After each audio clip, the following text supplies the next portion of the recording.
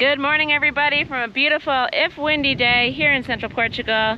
This pile of beautiful charcoal is what remains after a solid 5 or 6 days of work on my land with the camera off. The camera's been off because the camera broke, and though it was annoying, I gotta say the amount of work I got done in those days where I wasn't filming was incredible.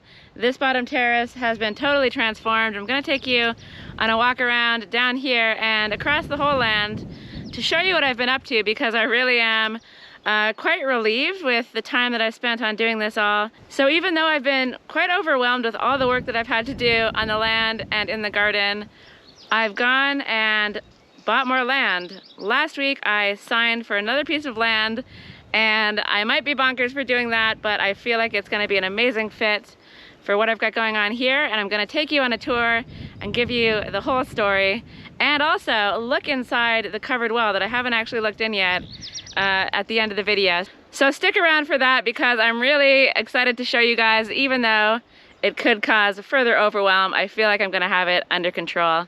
But before we get to that, I have so much to show you. The land has been absolutely crazy down on my bottom terrace, and I've spent this whole week almost just completely clearing it out, putting mulch around my trees, and the difference has been absolutely amazing.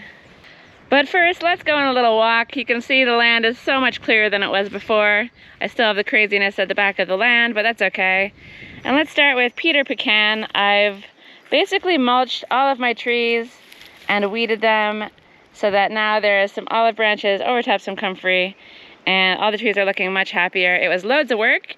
I used my humanure to get the job done, and this pecan tree is one of my favorites, and it's looking amazing. I'm always a little nervous with this tree because it sort of seems like a dead stick until it starts showing signs of life, and she's looking really happy. And the next tree on my list for weeding and mulching was my Japanese plum, which I feel like is also known as a nashi. And this one is also looking fabulous. The flowers are coming, and she's given me fruit in the past, and I expect big things from her this year because she's looking really happy with lots of flowers on there, and I hope the mulch and the manure will keep her happy. It's actually very cold out here. I was really eager to get down and start filming again because I haven't done any filming work in ages, but I possibly could have waited an hour. So the next tree on the list is my peach tree, and this one has been very overgrown. And now I've rescued it from the weeds at the bottom, and I don't exactly know how it's looking. It seems like we've got some signs of life at the bottom here. And I'm gonna prune my peach trees at the end of the summer, which is when you're supposed to do it. I thought it was in the end of spring, but it's not. So I'm wondering if I can save it by maybe chopping off some of the branches that don't seem to be doing much. And if I can't, I think what I'll try to do is graft a new tree onto it. I've never done any grafting before, but it's basically about chopping the tree off, having the rootstock nice and developed, and then putting on a new tree. And if this one doesn't spark up soon, that's my plan for it. And then over here we have a serious prune that I've done on my mandarin or clementine or tangerine tree. I'm not sure what it is. So the tree basically was pretty bushy, and I wanted to increase the airflow. At first I thought I went a bit crazy, but actually it looks really, really good, and it's definitely gonna, I think, be happier for it. This side's looking a bit baldy. Sometimes I do get a little carried away, but overall I feel like the tree looks a lot happier, and having the mulch down there hopefully means that it's gonna give me some more mandarins in the future. However, the new land has a gigantic mandarin tree, so I might be overrun. And then over here we have my second peach tree, which is doing the same thing. It's kind of baldy in the middle, and this one has some pretty decent signs of life up top, which I wasn't expecting. So it's not really so useful to have an entire dead part and then just little bushy bits at the top. So I'll be monitoring the situation, and as with my other peach tree, I'm gonna possibly graft this one as well if things don't take a turn and if it doesn't start looking a little better. One tree that's looking absolutely fabulous is my pear tree. Actually, both pear trees are looking good. This one is over in the corner of the land and sometimes gets neglected and covered in weeds, but I freed it up from the weeds, as with all the other trees, added manure, added some olive prunings as mulch, and she's looking very happy. I had neglected this tree for years really, and then recently gave it a prune, and I think it's looking so much better, and it feels like it's just shot up loads last year. So I'm expecting big things from this tree this year, and it's just wonderful to see these little babies that I planted, I guess this one's probably about 4 years ago, shoot up, enjoy life, and give me pears. So in front of me is one of the more drastic prunes that I did, and it's my orange tree, which has never been pruned since I bought the land. I don't know how old this tree is, it was just here when I got here, and now I can sort of walk under it.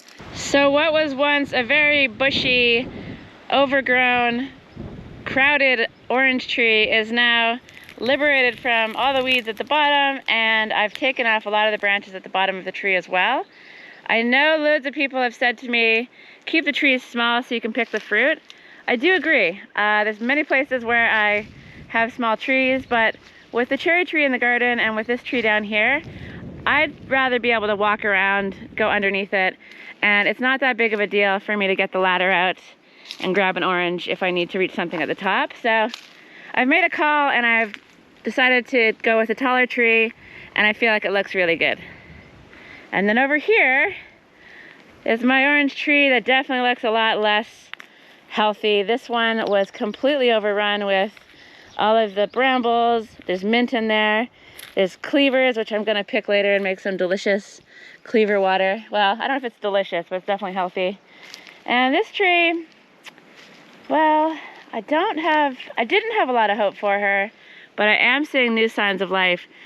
The leaves have all been pretty yellow or orange for a couple years actually, and I've just kind of ignored this tree, but I'm seeing some signs of green life. I've given it a fabulous mulch.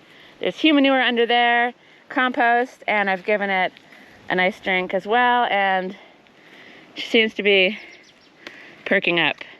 Because this tree has some of the best oranges I've ever eaten, and I would really love to have those oranges back in my life.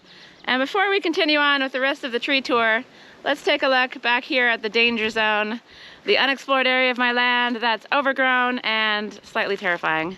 So I can't go in too far because I'm wearing very inappropriate socks and sandals, and it's kind of a swampy wasteland in here. But as you can see, I've bashed this whole thing with the strimmer over on this part, but there's still so much more work to do, and that's because I want to try to preserve these cleavers for use throughout the rest of the year. I feel like you can make a sludge out of them and then freeze them into ice cubes, so I don't want to obliterate them just yet. And I want to come up with a plan of action basically, because I'm going to remove this tree completely, prune all these big trees, prune that crazy tree over there, and it's just going to be a lot of work that is going to have to happen on a different day. But I have managed to really clear out this section back here, and I've rediscovered this basically walking path. It kind of seems collapsed now, but in here there's a bit of space. I've also discovered some fencing that I lost, which is probably now grown into the land. But I used to actually walk down here, and I would love to sometime soon reinstate this little walkway so I can traverse the land a little bit more quickly and easily. But back to the trees. So the apple tree was also completely overgrown. It was one of the worst ones actually, and liberating that one from the weeds felt very rewarding, and I feel like the tree is looking a lot happier. Sort of happier, I guess. It is missing a branch from when the apples weighed it down a few years ago and ripped it completely off. So I'm going to be on top of making sure that I take off fruit if there's too much of it. And I've also given this tree a prune the past couple years, and I think it's looking a lot better. I've got some overlapping branches here that could have come off, but that's okay. It's definitely an improvement from how it looked before.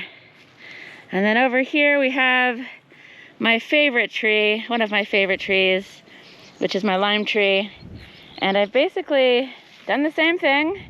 This one was pruned a while ago. It was another bushy sort of citrus tree, but I've added airflow, and it looks like we've got lots of flowers coming. So I really hope this tree is good. Hope she performs for me. I got over 100 limes, I'd say, last year from this small tree alone, and I feel like that's a very fine performance from, yeah, a really fabulous little lime tree. So in addition to tending to all my small fruit trees, I've also clipped a lot of the sucker things off the bottoms of my olive tree, and I chopped up many of the olive prunings and used it for firewood for next year, and also for mulch at the bottom of the trees, and anything that was sort of straggly or small or difficult to chop up, I just put into a burn pile. I was gonna put the burn pile right here. I was all set up for it, but it's kind of close to the rest of my fruit trees, so I didn't really want to get too carried away. And yesterday was windy, so the flames were whipping around a little bit, and I feel like I didn't want to barbecue any of my trees. So I ended up having the burn pile over there, and I'm gonna leave it there and finish things off once I get in there to clear it out. So everything's looking really tidy. The olive trees are looking a lot better. Except maybe this tree here, which is looking really, really rough. But I know for certain that this is gonna pep back to life, because the same thing was done to this tree and it's looking really fantastic. It's one of the nicest trees I think I have. And this is after a really harsh prune by me a couple years ago. So what I've been trying to deal with is getting rid of the little nubs that were sort of sticking up there and just chopping them off with the small chainsaw. And it's gonna just allow the rest of the tree to bush up, in theory, and hopefully look a lot better than it does right now, because she's looking a little sad, but I'm confident it's gonna spring to life. These trees over here from the neighbor, they actually were completely topped several years ago. And it's just so amazing how resilient these olive trees are. I just love having land that has so many of them. And the new land that I've recently bought has, I think, 15 more trees. So that's definitely gonna be a handful. But I'll take you over there soon. First, let's go up to the next terrace and see what I've been up to up there. And that's basically been a whole lot of strimming. I have done a number on this terrace and I feel so much better for it. Same goes for the path. Though this is technically a public track, nobody really uses it except for me, and I've never seen the city down here strimming it. So I try to keep on top of things. I'm not as good as I could be, but when I do actually get the strimmer out and give it a blast, I always feel so much better for it, because it's really nice to see a massive difference quickly. Another big difference is this olive tree, where I took off what had been a really crazy uppy downy branch and a whole bunch of other straggly looking ones. I still have a few more to get to up there. I basically had to bust the ladder out and the little mini chainsaw. And though the tree looks a little lopsided, or very lopsided, it definitely looks much better than it did before. But the main focus of this terrace, as you can see, is that it's been trimmed, it's clear, and I can actually walk around. And after a winter of grass growth and total neglect by me, this terrace and many of my other terraces were definitely in need of a strim. And so is the new land. It's not such a big piece of land, so I'm curious to see how long it's gonna take me. So I'm gonna bust the strimmer out later today, deal with that land when I give you a tour, and time myself to see how long it takes. I'm also gonna talk about what's probably the most common question I get, which is, why do I use a strimmer instead of a lawnmower? I have a whole list of reasons, and I'm gonna get to those in a bit. But before I get to more strimming fun, I have loads more to share with you. I've done lots of stuff. This has taken ages. Many of these branches were from when we picked last November, and they were sort of sitting around the land, stuck in the grass. So I pulled them out, and what I could use for mulch, I chopped up and put around the trees. And what was too big, rather than burning it, I basically busted out the mini chainsaw, and I've been chopping pieces like this, into pieces like this, and this. And so all this is gonna go into storage in the collapsed, terrifying polytunnel that I still need to deal with for basically next winter. I've also been pondering, I really would love to do something with this space. It's pretty swampy, and rather than just having a puddle all the time here, I'd love to basically make a raised bed as a hugelkultur bed. So I've got those logs over there. I've got some lemon tree trimmings up there. I've got lots of debris around the place just from gardening. And I'd like to slowly build this up, maybe over the next couple years. It's not gonna be an immediate project, and have a really luscious, beautiful garden bed there. I'd also really like to do something with these stones and make a staircase so I could access this terrace from the garden. And in doing so, make somewhere to plant a tree, because there's actually rocks under here, big huge rocks, and digging a hole down here just doesn't work. I hit stone too fast. But if I can sort of make a raised bed that comes off the garden terrace, I feel like I can have space for another tree here, and then one over there as well, where I used to have the mango tree that died. So I've got lots of big plans. Plus, a plan for this year is to have a beautiful sunflower garden bed that just kind of makes a wall of sunflowers. And when we go up to the greenhouse, you'll see that the sunflowers are very much on the way. Because I love sunflowers, and I feel like the more sunflowers I have in my life, the happier life will be. So, the garden still needs a lot of work, but there's definitely been a bit of a transformation so far. This area down here has been a bit of a disaster for a while. I basically was overwintering many of my chili plants, but sadly they've perished. And so I've removed them, cleared the space, trimmed around this area, which has been really overgrown. I've pruned loads and loads of grapevines because they were sort of going all over the place, and I just had a lot of trouble working around them. This whole area over here was completely an absolute mess. And then right here in this section, I had an IBC tank that had fallen over, and it was just a total eyesore. And so what I did was I cleared it out, I filled it with water and gave it a scrub, emptied that out with great difficulty to myself because they're pretty heavy and awkward. And I've basically gotten it out of the way. I haven't completely cleared things up just yet, but I'm working on it. And that IBC tank is over here. And what I'm gonna do with this IBC tank eventually is move it up top and put it beside that one there, so that I have 2,000 liters of water up at the high level of my land instead of 1. And then that IBC tank over there is going to Sinead's place. Because now that I have the new blue water tank up top, I definitely don't need 3 IBC tanks on my land. Though they are functional, I think that they're pretty ugly, and so if I can get rid of them and slowly move to the blue water tanks over time, that'll be great. And Sinead has some really ambitious goals for her garden, and I think she could use the extra water source down on her land. So all of the pots that were once here have been moved over here, and I have big plans for planting another tree there. I think I'm gonna try another mango tree against my best judgment. One more try, and if I can't make it work, I'll give up and go with something a bit more conventional for around these parts.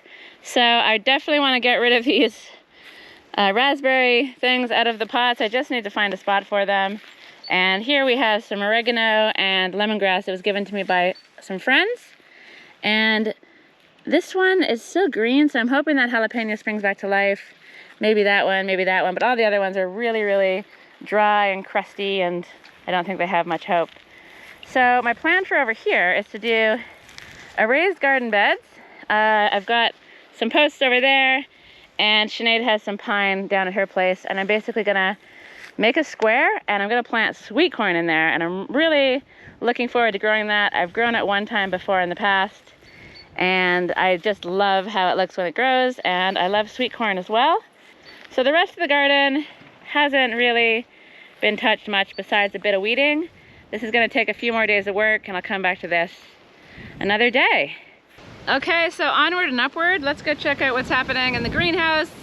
There's a lot of seedling action going on up there, and as I'm wandering up, I kind of feel like as I show the work, it doesn't seem like that much, and so I just wanted to let you know how much time strimming takes, especially when the grass is really long. So I think I probably spent a couple full days on that, although I have to stop and start because I use batteries, and so I have to wait for them to charge. But it definitely is very time consuming. However, it is enjoyable.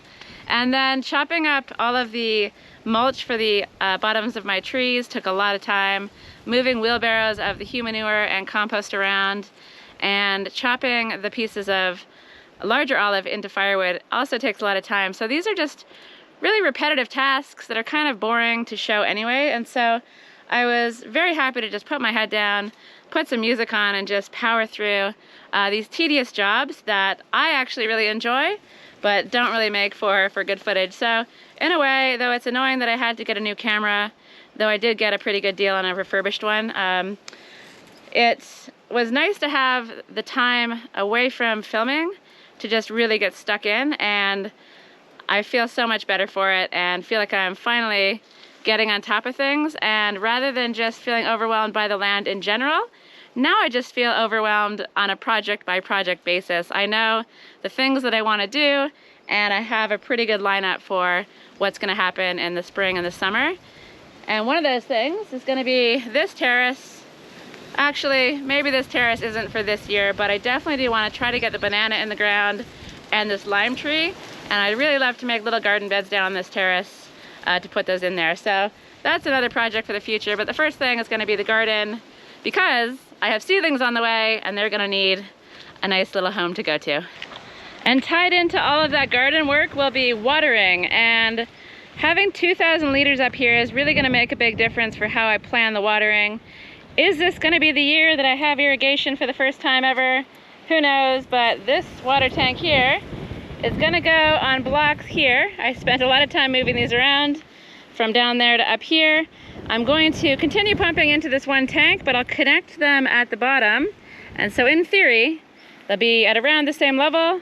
They'll fill together and they'll drain together, and it gives me a much better water source with a bit more pressure as well. And hopefully that'll work for irrigation. My plan is also to take this cover off of this one and put it onto that one just to try to protect a little bit from the algae. So it's very windy out here. Let's tuck ourselves into the polytunnel, which, though I've cleaned it up, it had a lot of changes. I started off a bunch of small plants, some seedlings. Kimberly, my friend, helped me, and I also bought a bunch of jalapeno plants.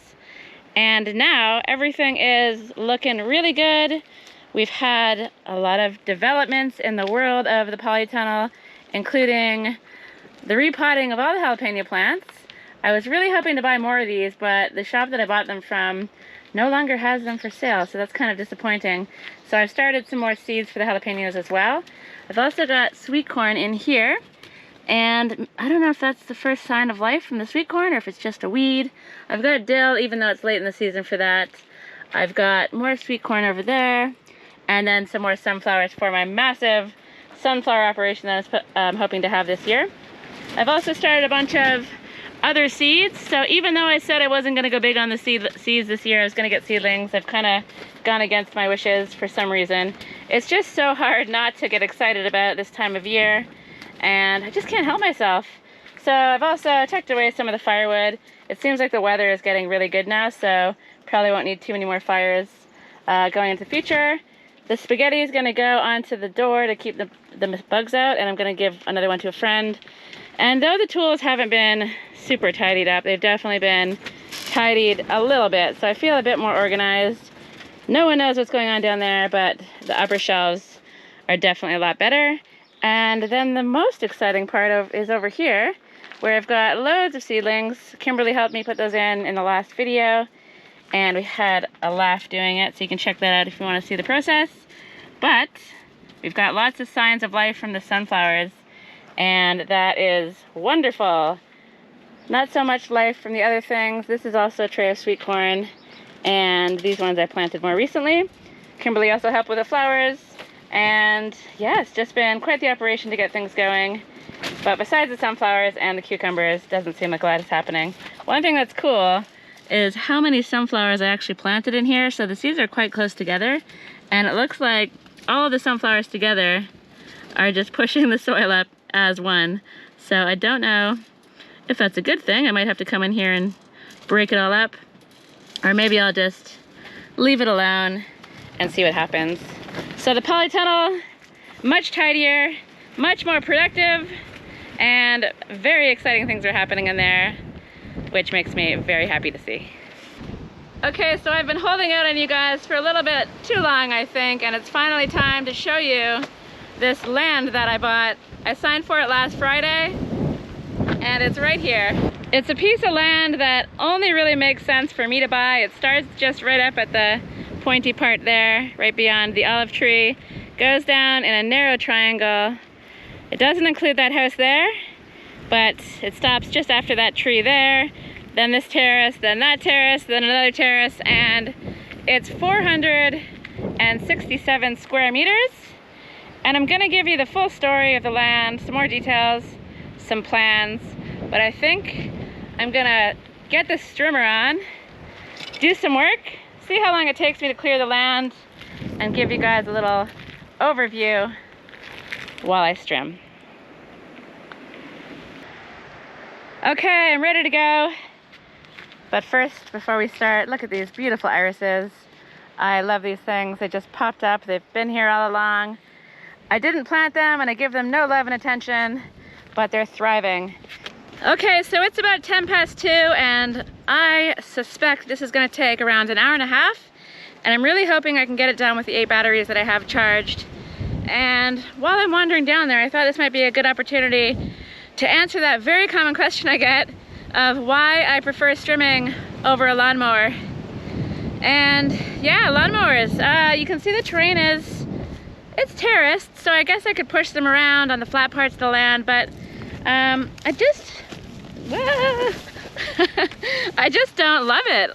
I really enjoy strimming, and when it's something that you like to do, it's not a chore. And I just feel like with a lawnmower, it would be a chore. So even if it is more efficient to use a lawnmower, which I don't think it is, I'd just rather use a strimmer because it brings me so much joy. Plus there are other advantages too.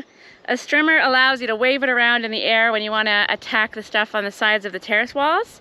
It also allows you to easily move between the terraces. I can just jump over rocks and things like that, clamber up and down stuff, and a lawnmower can't really do that. Also, you can use a strimmer for other purposes. I use it to chop up straw smaller for use in natural buildings. So I'll stick the straw into a big barrel and then I'll just go at it with the strimmer and it chops it nice and small. And this one is battery operated, so it fits in with the Makita tools that we have. I have heard a rumor that there might be a Makita lawnmower, but I've never seen the thing. So this is just a tool that fits seamlessly into the toolkit, and basically I love strimming. And that's good news because I have this whole terrace to do, this terrace, and then the 2 smaller ones up there as well. So it's probably around 2:15 now. Let's get going and see how long this takes. And so the story of buying the land goes like this. There's a lovely couple that appear from time to time to tend to the land, to keep the grass short, to spray, to plow, and to tend to the olive trees, and then to pick the olives. So I don't see them that often throughout the year, and they live in Fundao, so I feel like the land has become a burden for them. It was previously tended to by the man's mother, and then she became too ill to do anything on the land, so then they started appearing. One day, a couple years ago, a sign appeared on an olive tree next to my house. Just an old school for sale sign, no details, just a phone number. And so that sign had appeared, and then the next time I saw them down in the valley, I inquired about it, and they told me the land cost 15,000 euros. I was taken aback, and I wrote down on my phone just to see if I got it wrong. I actually wrote 1,500 euros because I was sure they could not possibly be asking for 15,000. My place only cost just under 14,000, and even though that was 5 years ago, my place has a building on it. My place has multiple water sources. It's more than twice the size, loads more trees, and so I just could not wrap my head around it, and I think I might have accidentally laughed in their face, which I didn't mean to, but the price was crazy. And then immediately after my accidental laughing in their face, he said, "Oh, but for you, 12,000. And so of course I'm like, no, I'm sorry, I'm really interested in the land, but that price is actually insane. I didn't say that, but that's what I was thinking. So she took my number, I took her number, and we basically were in touch just in case she decided to lower the price, and I ended up checking in from time to time to see if they were willing to drop the price. After about a year, I checked in again, and they dropped the price to 5,000, which I thought was still too expensive, if I'm honest, for what it is. So I said, thanks, I'll keep it in mind, but that still is too high for me. And then time went on, I checked in again when my parents visited last year because they'd seen the sign. I told them the story, I told them why I wanted the land, and my dad asked me to check in again to see if they were willing to lower the price a bit more. I did. She said no, and so I left it.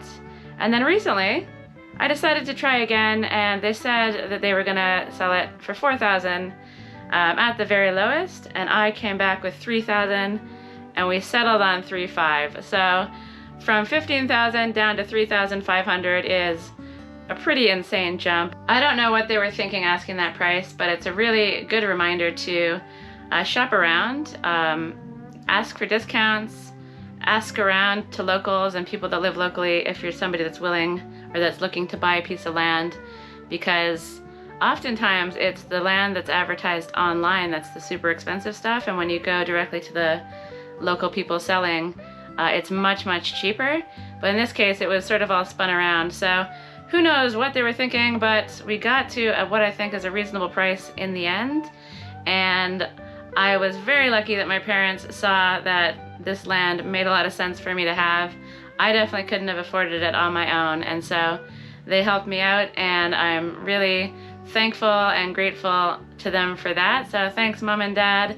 And a few of you have been asking when we're going to see them again.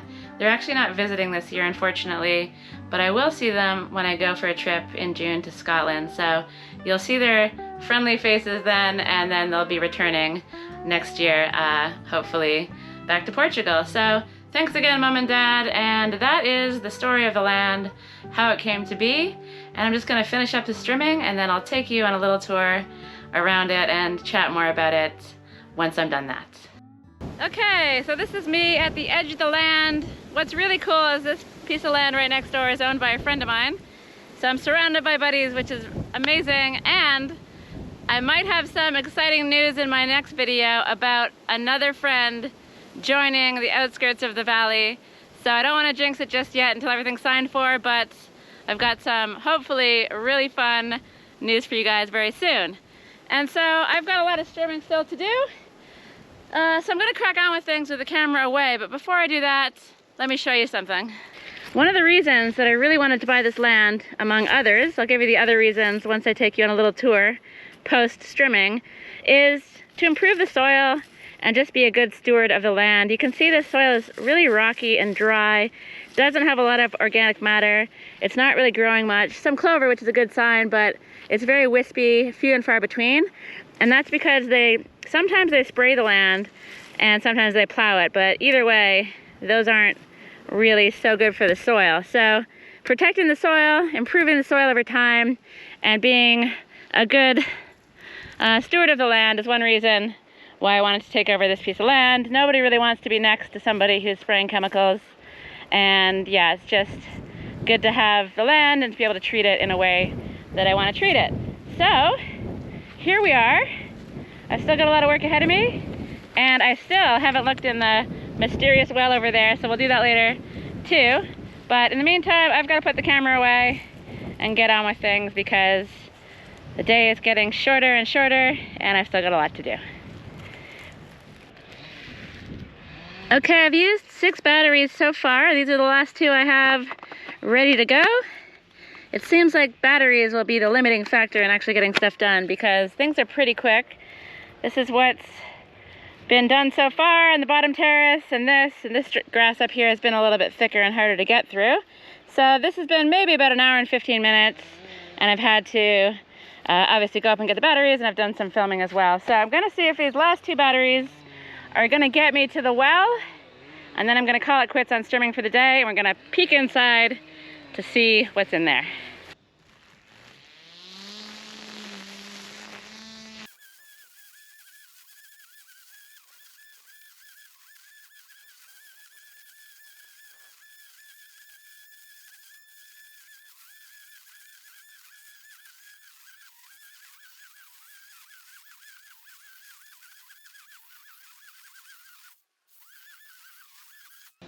Okay, I made it to the maybe well, but before we look inside, I might as well keep going until the batteries run out on this thing. So let's go that way.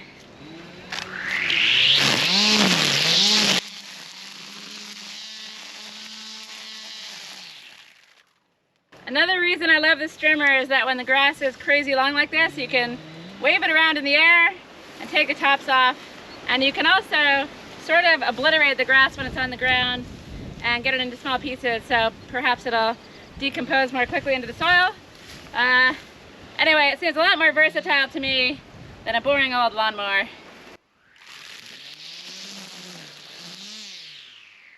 No offense to lawnmowers.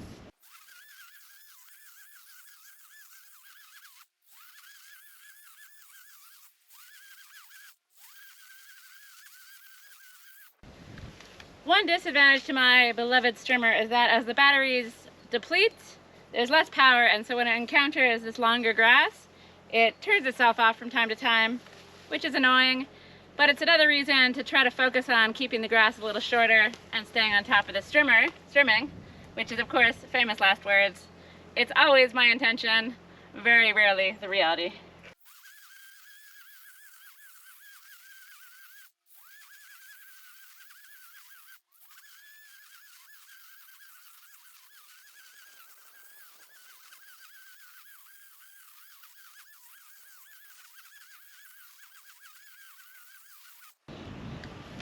Okay, the battery's done.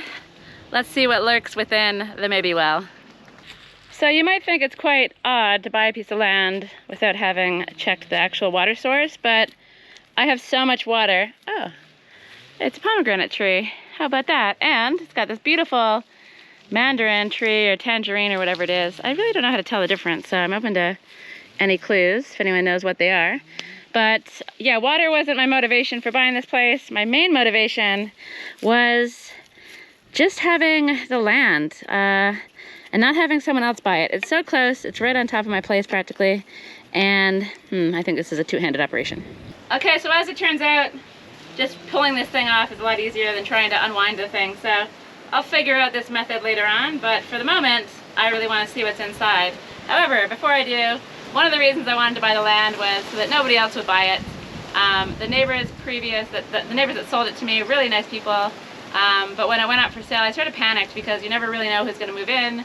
You don't know what they want to do with the place, and it's just so close to my house that I didn't want to risk, you know, like an entire family moving in here, even though it's not allowed, or somebody that's spraying, or somebody with big barky dogs, or something like that. So I was really fortunate that my parents saw my panic and came to the rescue, so thanks again to them. I'm very fortunate to have them supporting this crazy dream of me from time to time, and that was basically the main reason. And the other reason is obviously all the beautiful resources around, including this pomegranate tree, mandarin tree, and I'm going to take you on a tour once we peek inside this thing. Okay, here we go. Is there water? Isn't there water? How deep is this thing? What's actually in here? And it looks like we have a really beautiful well. I don't know how deep it goes. I'll stick a stick in there at some point, but it has nice sides. It's got a hole there, but that's okay. And yeah, just your typical well. So I won't really need to use this water. It's kind of more of an emergency. And I might even drain my overflow from my cistern into this, if I can figure out how to make that work and then have water cascade down the land somehow. I don't know, but as I mentioned, the motivation wasn't really for the water because I have plenty of that. It was more for more space for fruit trees. We've got an apple tree there, I think 2 apple trees. More olives, there's about 15 olive trees I think on here. More space to plant a few more trees. I can definitely squeeze in a couple more here and here. And then the other main motivation besides not wanting somebody else to live here or to have it and to do things that I didn't really want them to do, such as leaving litter around, which is me, so that's bad news. These things kind of blow around from time to time, so let's pick up my garbage that tends to get gusted around in the wind. The other motivation is that my place is terrible for parking. I don't really have enough space for cars when I have visitors.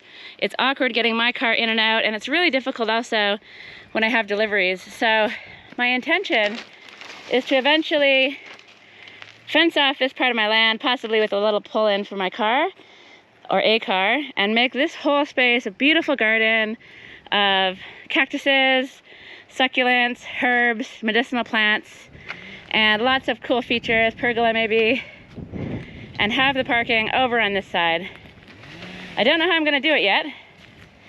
I might have these stones moved over or removed, and then I wanna have possibly a slant down there that people can pull into, or perhaps just turning in and having 2 car spaces, which means I'll likely remove this olive tree, but I'm gonna use it for something really artistic and cool, I hope. And it's kind of in the way of that tree anyway, they're pretty close. So, parking isn't exactly the most wonderful idea for what to do with a piece of land, but it is essential, and it's something that really frustrates myself and my friends that visit me, because often they park behind my house, but that doesn't belong to me. And though all the neighbors around here are really gracious and nice and they don't mind, it is obviously better to be self-contained and to have my own parking and all of my own, all the things that I need on my land. So I'm gonna wrap things up there. You can probably hear chainsawing behind me. I don't know what's going on back there. Somebody's made a big road as though they're moving into the land or something and need an access. So seeing that is a good reminder of how you don't really have any control over what your neighbors are doing. So I feel so lucky to have been able to buy this plot of land to avoid whatever they're doing back there. I think they're annihilating a few gigantic trees and making a road. But enough for that. I'm gonna wrap the video up. I'll charge the batteries and finish the strimming another day. But I just wanted to give you guys a tour of the new land and let you know all the stuff I got done last week, because it was a lot. I was working morning till night and really enjoying it. I just feel so energized right now. I'm really excited for all the projects that are coming up. And the next one up is the tool shed. I'm gonna start that tomorrow, and I've got some stonework in my future, and then on to the building of the structure. So it's happening, guys. I have everything I need, and that's my #1 most exciting project that I have coming up, and I also have some possible exciting news coming in the next video as well. So enough blabbering on. I hope you enjoyed the video. It's a little different to my usual ones where I'm showing work that I've previously done and doing a lot of talking, but I had a lot to say, I had a lot to show, and now I'm gonna say bye for the video, and I'll see you in the next one.